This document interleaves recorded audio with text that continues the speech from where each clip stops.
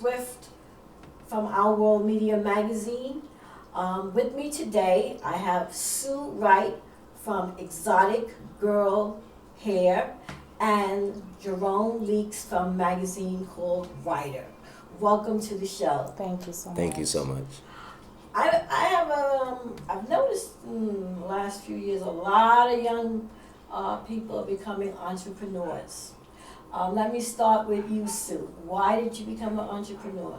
Well, I became an entrepreneur because I wanted to be able to do things on my own time and still spend time with my 3 children that I have.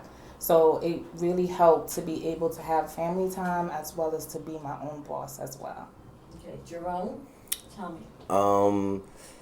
I could say the same, as far as like just, having time to yourself, kind of make your own decisions and know how it feels to be in that position and what it takes to be in that position. Okay, one of the hardest things I know from owning a business is staying afloat, because being that you are the boss, you don't have nobody to go to say, where's my paycheck? Right, exactly. How does that work for both of you? What do you do? It's very hard because you have no one to blame. But I work twice as hard to be able to have people that are going to work under me. So right now I do have people that do work under me, but it had taken me so long to get to that point. But it was very hard. It was a lot of saving, and it was a lot of doing things the cheap way in order to get where I'm at. Jerome? Yeah, I mean, it's just about, like she said, it's about saving and, dedication, to build something. Like, things don't happen overnight, so it just takes time, to get to where you want to be. Business these days take about 5 to 10 years to even get to a certain point. So it's like you really have to put in the work and the dedication to be able to succeed. And it's hard to be a CEO of any company. Even if it was a corner store bodega, like, it's still hard because nobody paying us at the end of the day. So like she said, we can lose and win, but if we lose, we lose. And if we win, it's kind of we losing too, but we actually winning. So it's like the people that we have to take care of first is in front of us before we take care of ourselves. Bosses is last to get paid. Well, I think both of you are doing great just by being entrepreneurs and starting your own business, because usually you go to school and they don't even discuss that as about, owning your own business. They talk about getting a job. Exactly. Right. So It's a big leap from Right. getting a job to being entrepreneurs. Exactly. Sue, can you tell me a little bit about your business and how long Absolutely. you've been in business? Well, what I am right now is I'm a hairstylist as well as I own my own hair company. So I've been doing hair for over 10 years. After I graduated school, I started in the salons, and then I wanted to kind of reach out to customers that couldn't come to me. So I started doing mobile with church friends and family members as well. After that, I started doing high schools, and people started asking me about hair. People started asking me about where I purchased it from, and I decided that at that point maybe I should also sell the hair. So I started to sell the hair, put it in different stores, give it to celebrities to wear, and before I knew it, it became a big thing. So I pushed on it harder. It's been 2 years. I've done many pop-up shops, and it's really flourished and grown. So right now, I'm trying to continue with doing that as well. Okay. Jerome, tell me about your magazine. What is it about, and how did you get started? Well, I started the magazine about 4 years ago. I used to do a lot of work in the industry since I was 16, and kind of took ladders to where I'm at now. I used to do A&R work in D.C. I wanted to figure out what I wanted to do, and I came back to New York because a lot of independent artists was learning the game, getting their own studios, and just making moves where they didn't need a guy like me. You know what I'm saying? At the end of the day, I'm sorry about that. At the end of the day. So, other than that, it's like the magazine is based on independent people doing major things. You know what I'm saying? It's a lot of independent people out there doing real big things, and they don't get the light shined on them the way they need to, or sometimes they don't know how to go about getting their word out. You know, we grew with magazines that we look up today, and it's kind of hard to reach them still now. People like me coming into the game with a magazine, I'm reachable. You know, I'm out there along with the others growing up, and you know, I learned from my peers, like you know, like a Sean Combs and a Russell Simmons and a Master P. Like I brought those names up for a reason because all three of them have a different perspective of how they want to move. And then with me with the magazine is reinventing myself on attuning to what's coming up now because they're going to take my magazine to another level at the end of the day. Nobody that's 38 is concerned about Ryder magazine. You know, the people that's 13, 14, 18, 22 that's rapping in the studio and got their own clothing line, they're looking to get into them magazines. And then at the end of the day, you be able to take my magazine home to your parents and show them what you accomplished at the end of the day. You know what I'm saying? And know that what you're doing is out there worth everything that you're about. You know what I'm saying? So, now, tell me, what's it like having a business, and you mentioned that you have 3 children? Yes. How do you balance your schedule? How does that work?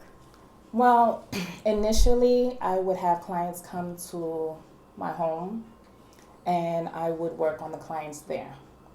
I have 2 boys that are very active, and that never worked out. So I've gone through a series of nannies. So in my summertime, now that I've joined with Wright Magazine and working with the models in there, it's just unbelievably crazy. And so I have a living nanny. That's good. I had to invest, and it's something that was hard for me to do initially, but it's gonna help my business in the future, and that's all I really look at right now. But I have set dates and set days, I should say, that is just me and the boys, me and my kids.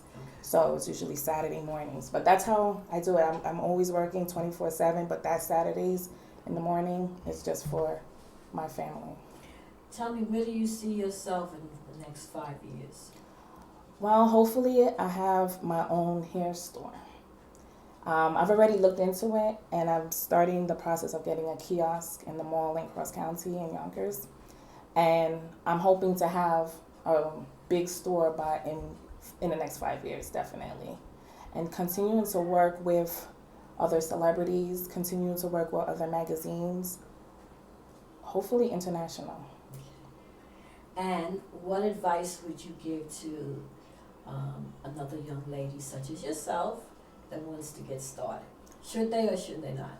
Of course, always follow your dreams. That's like one of the biggest things. I remember when I started beauty school, I had to come to my parents and tell them that I wanted to go, and they were like, well, you have to prove to us. Like, how are you going to prove to us? I was probably around 21. I went in my room, I looked up the budget, where I could open my own salon, how much it would cost, the square footage, everything. I came back with the clipboard, with bank numbers and everything to my parents. The next day they registered me for school. That's what showed them that I was serious. And I've always pushed for it after that. I went to college, just everything that they wanted me to do. After college, I went back to the hair. So it was something that was in my heart and I really wanted to do. And I tell everybody, like, the sky's the limit. Don't ever settle for less. You know, push for your hardest. You can do it. I agree with you. I agree. That's what's up. Jerome, where do you see yourself in 5 years with your magazine called Ryder? A billionaire. A billionaire. A zillionaire. Next 5. Comfortable. You know, just want to be comfortable in the next 5 years. I just see Ryder magazine being a pinnacle of hip hop. You know, something to check out when something is new, coming out from different parts of the world. You know, the talk about. You know, like how You know, the talk of when we was growing, it was just about mimicking what was what was popping around our time. You mean like You know, Essence and Ebony right, and Saws, Jet? double Yeah, XL. So it's like that when we wanted to see who was hot, who was coming up, we went to the source to see the top 5. You know what I'm saying? Who's that? So that's where I see Ryder magazine at, because honestly speaking, it's kind of where it's at now, because you know a lot of people that was in my magazine never had an interview, probably like 95% of them, and if they did, it was kind of online, you know, nothing too like, oh wow, you know, and from there, it's like that shows that, you know, we shine light on those who never had an interview, that been in the game for a minute, and I'm talking about like maybe been in the game for 15 years, that worked in the marketing department in the record label. You know, I got him. You know, somebody that was on the Bad Boy Street team, and now he's managing a rap artist now. You know, I see him. I hear some of my guys on the radio that started in college. DJ Juanito, I met him in college. Not that I didn't go to college, by the way, but other than that, I met him, you know, while he was in college, and he was DJing, and where he's at now, Hot 97 next to a Flex, is an accomplishment, especially from 2000. I'm talking about 2002. You know what I'm saying? It's people that I knew in 97 that's like now doing their thing, and I watched they grind. So anybody you see in Ryder magazine is kind of, I know their story, you know, and it just need to be told. And that's where Ryder magazine get the appreciation from and things like that. So we're pretty sure going to be good in the next, you know, 5 years. You know, don't know we're going to be, but we'll be all right. Now, I asked Sue a question, and the question was, what advice would you give to other young entrepreneur men that want to get involved in the media business? What would you say to them? First, go to school, you know, stay in school, you know, get your degree, you know, do what you got to do to have the credentials to be able to move forward with that. At the end of the day, it's easier. It's easy. It's easier. You know, it's definitely easier. And you know, at the end of the day, it's like, do your best. You know, get up in the morning, walk, talk, and dress what you want to be. At the end of the day, you want to be a CEO. You gotta move like a CEO. You gotta talk like a CEO. You gotta dress like a CEO. At the end of the day. Do you feel the same way, Sue? Absolutely. You know, you have to represent your brand. You gotta represent your brand, day. and you know, CEOs to me is suits. You know, that was my perception of it: suits, shoes, ties, cufflinks, watch. You know, kinky. You know, and then you know, seeing a Russell Simmons. You know, jeans, sneakers, sweater, collar shirt, hat, phone in the air. No jewelry. That's the new look.